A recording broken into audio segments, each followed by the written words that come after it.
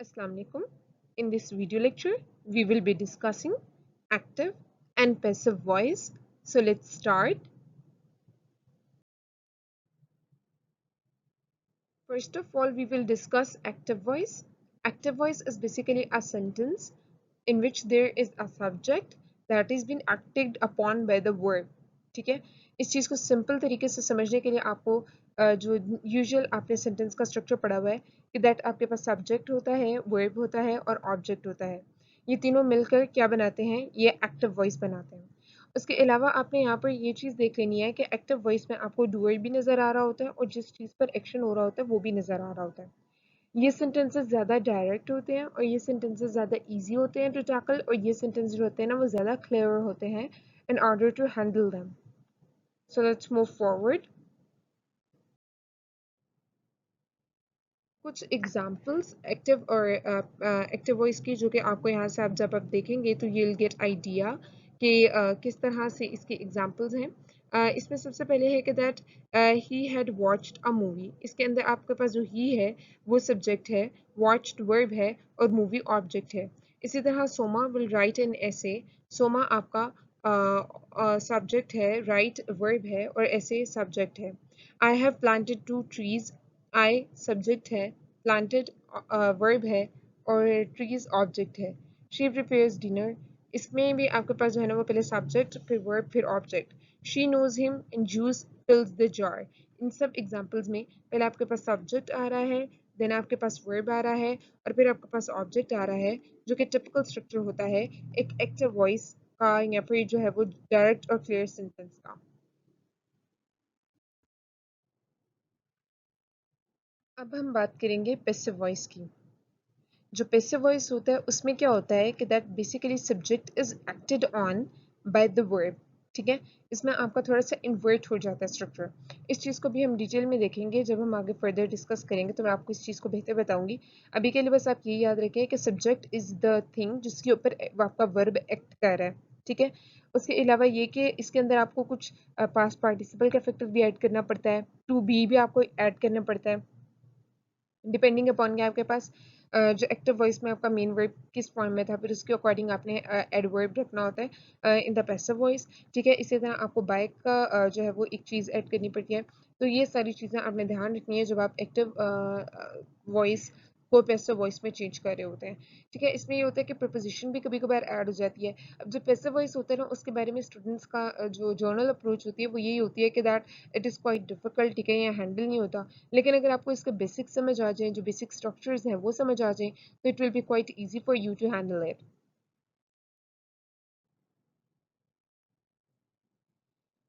अब जो है एक चीज़ जो आपको पता होनी चाहिए वो यही है कि जो पैसिव वॉइस होता है ना उसको यूजुअली वीक कंसिडर किया जाता है as compare to that of active voice. लेकिन जो इस सब में सारे सिनेरियो में सबसे इम्पॉर्टेंट चीज़ है वो क्या है? वो ये है कि अगर आप एक्टिव वॉइस का स्ट्रक्चर देखते हैं तो वो बिल्कुल जो सिंपल सेंटेंस का स्ट्रक्चर हमने बिल्कुल अपनी सारी डिस्कशन या फिर जो हमारा ये कोर्स है इसके स्टार्ट में पढ़ा था कि सब्जेक्ट होता है, वर्ब होता है और ऑब्जेक्ट होता है। तो ये जो ये सीक्वेंस है that is exactly being followed in the active voice. लेकिन अगर आपने इसको पैसिव वॉइस में करना है तो वही जो आपका सब्जेक्ट था उसको आप ऑब्जेक्ट की जगह ले जाते हैं और ऑब्जेक्ट को सब्जेक्ट की जगह ले आते हैं। तो the correct order in that case would be object, verb and subject.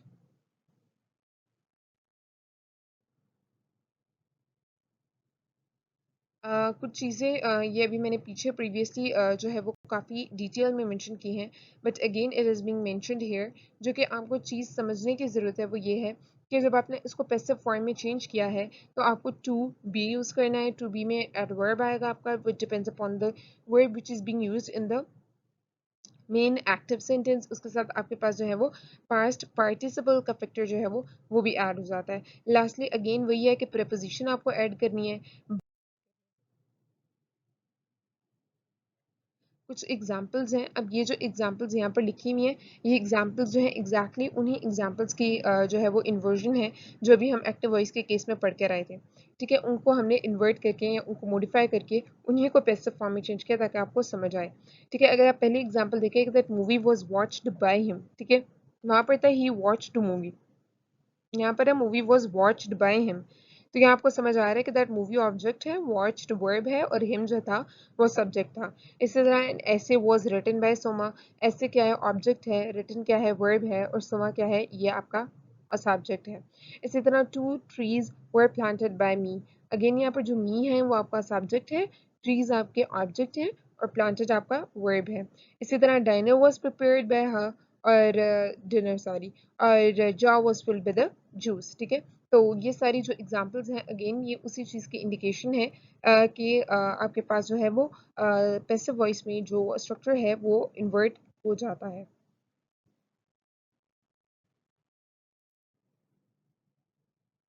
अब हम डिस्कस करेंगे रूल्स जिनके थ्रू आप एक्टिव फॉर्म को पैसिव फॉर्म में चेंज कर सकते हैं। इस चीज़ को देखने के लिए आपको बेसिक रूल्स जो पता होने चाहिए वो क्या हैं। पहले तो ये कि आपको ये चीज़ आप जहन में रखें कि ये चीज़ बहुत आसान है, चूँकि आपने जब आपने बेसिक स्ट्रक्चर समझ लिया है तो आपको एक्टिव को पैसिव वॉइस में चेंज करना बिल्कुल भी मुश्किल नहीं होगा। पहले आपने क्या करना है कि पहले तो आपने स्ट्रक्चर चेंज करना है कि ऑब्जेक्ट जो है वो सब्जेक्ट की जगह आ जाए, क्योंकि वही सब्जेक्ट होता है in the case of passive voice. ठीक है, पहले आपने इस चीज़ का ख्याल रखना है। दूसरी चीज़ आपने क्या देख लेनी है, दूसरी चीज़ में जो है ना हम अगली साइड में देखते हैं कि जिस चीज़ का आपने ख्याल रखना है, दूसरी चीज़ जो होगी वो ये होगी कि आपने जो वर्ब है उसको इस तरह से यूज़ करना है कि जो मेन वर्ड था उसी का टेंस होगा लेकिन टू बी के साथ। ठीक है, तो फिर आपको ऑब्वियसली एडवर्ड्स यूज़ करने पड़ेंगे। फॉर एग्जांपल जैसे मैंने बोला कि that he watched the movie. ठीक है, यहाँ पर आपको कोई हेल्पिंग वर्ब नहीं चाहिए था, लेकिन अगर आप इसका पैसिव बनाओगे तो मूवी वॉज वॉच्ड बाय मी। अब यहाँ पर जो वॉज है उसका फैक्टर ऐड हुआ है जो कि आपका हेल्पिंग वर्ब है। इसी तरह लास्ट में आपने क्या देख लेना है, अगेन वही पास्ट पार्टिसिपल वाली बात कि आपको पास्ट पार्टिसिपल यूज करना है।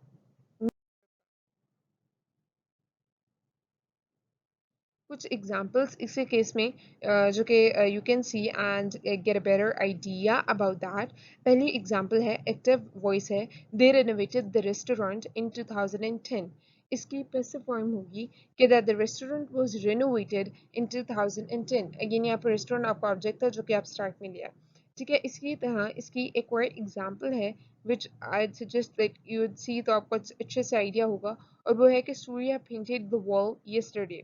अगर आप इसका पैसिव बनाते हैं तो आप करेंगे कि वॉल वॉज पेंटेड यस्टरडे, और अगर आप इसको बाय का फैक्टर भी ऐड करना चाह रहे हैं तो आप इसको इस तरह से जो है वो अल्टर करेंगे कि that the wall was painted bye Surya yesterday. ठीक है, तो इसी तरह the restaurant was renovated, the restaurant was renovated bye them in 2010।